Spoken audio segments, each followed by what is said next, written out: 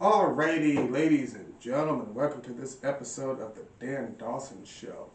So today, I want to start today's show with a big round of applause. Everybody join me in clapping. Now let me tell you what we're clapping about. So, I saw it on Twitter or Facebook, but somebody's reposting her threads on Facebook. So I'm assuming it's Facebook. This is the aunt of the young lady who Jacob Blake raped.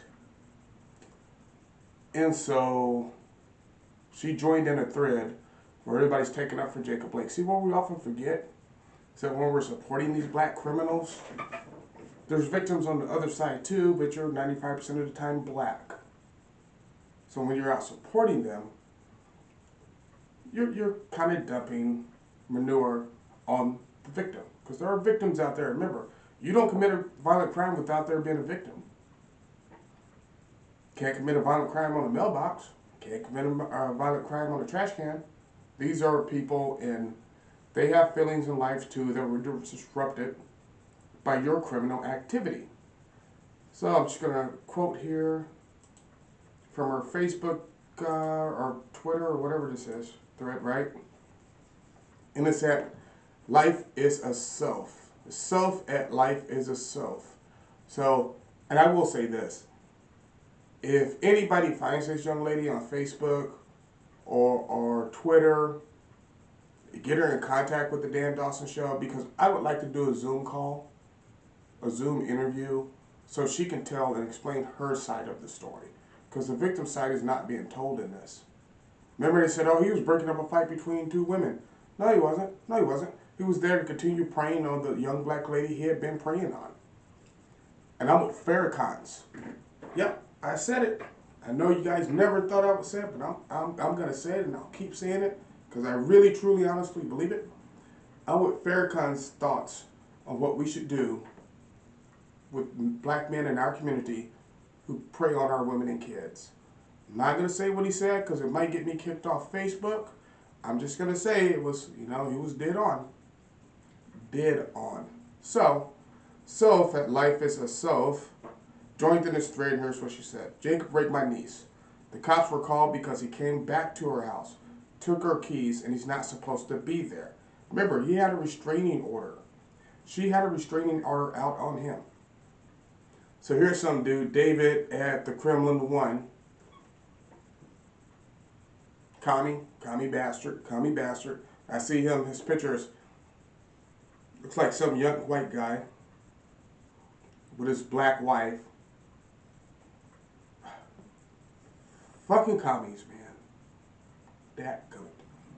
He says he still should not have been shot 7 effing times. What?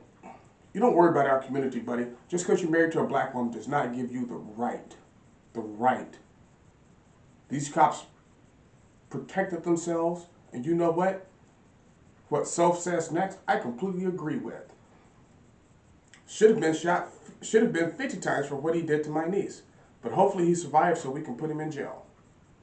Yes, because that's what you do with predators and criminals. You see? But in the black community, we have a habit of protecting criminals. I've been wondering for years, why is that? Why are we protecting criminals and we're not upholding the good men? I have friends who drive trucks. I have family members who work on oil rigs. And they're decent, hard-working men. And they're working 80, 100 hours a week to provide for their families. But if one of them gets killed by a cop, Black Lives Matter is not going to say anything. Because they don't care, because it doesn't fit their narrative. Let me tell you something else about what I've noticed. Because see, it's been 3 days since I put up a video. Because I've been observing. Because when Don Lemon came out and said, we got to stop the riots and protests. And then Biden and Kamala Harris came out and said the same thing, even though Biden and Kamala Harris have been bailing these looters and rioters out of jail, these young white rioters and looters, right? Here's what I noticed on my Facebook thread, because I have white liberal friends. I wouldn't really call them friends, they're acquaintances. I know them. I keep them for a reason. I want to see what's going on in the full scope of the world. and what their thought process is. Here's what I noticed. Almost immediately, because for days since March, they've been posting Black Lives Matter content. Every day, all day, it was all they were talking about. Now, when Biden and Kamala came out, they went back to their daily lives. Now they're posting stuff about how to dye your hair purple. And oh, look at my kid here. Oh, and this is us at the beach. No more Black Lives Matter stuff. And I've watched. And they haven't posted anymore. And sooner or later, these young white writers, George Soros's writers, are going to be pulled out of the cities. And then all that's going to be left is the carnage. And a lot of young black men and women are going to be caught holding the bag. When I say holding the bag, they're going to catch those federal charges. They're going to catch them. BLM doesn't care about you. And I see it. They don't care about this woman's niece. Because quite honestly, she's right. He should have been shot 50 times. Or something much bigger than a 9mm. So let me know what you think in the comments below. Remember, subscribe, like, follow on Facebook. As far as the post, I will be sending that post to my Facebook page. So if you're not on my Facebook page, go get at it. That way you can see it for yourself. And like I said, I'm going to try to reach out to this young lady because I do want to do the Zoom call where she explains what her family's going through with this Jacob Blake nonsense. But like I said, hey, if one of you find her first, send her to the Dan Dawson Show. I want her on Zoom. I want to know what she's thinking and what happened and what went through with her niece, because to me that's important. To me, the victim is always more important than the perpetrator. So, thank you for watching this episode of the Dan Dawson Show. I appreciate you tuning in.